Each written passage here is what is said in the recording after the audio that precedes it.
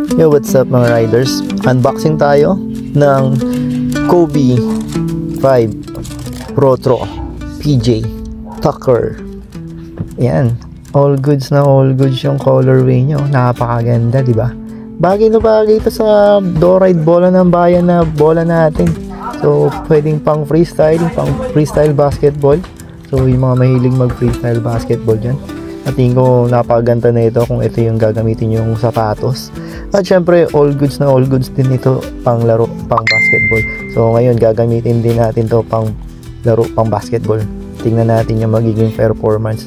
So, kung ayaw nyo naman ipang laro, pwede nyo rin naman ipang pamorma, pwede pang malling, tapos pwede pang gimmick. Sigurado mapapatingin sa'yo yung mga chicks na ito. Pogi ka na, pogi pa na sapatos mo. So, kung gusto nyo magkaroon ng ganitong klaseng sapatos, pwede kayong umorder doon sa tropa natin, nakipag-business partner tayo sa kanila. At ang maganda rito, sa lahat ng mga nakabili ng do-ride na bola, ay mayroon kayong discount di sa mga sapatos na binibenta nila.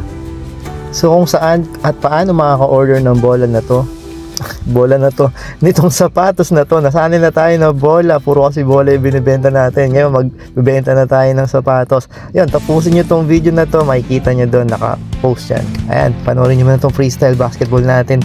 Ewan ko kung ano pinagagawa ko dito, pero tinesting ko yung bola, yung sapatos. Bola na naman ulit. Enjoy watching.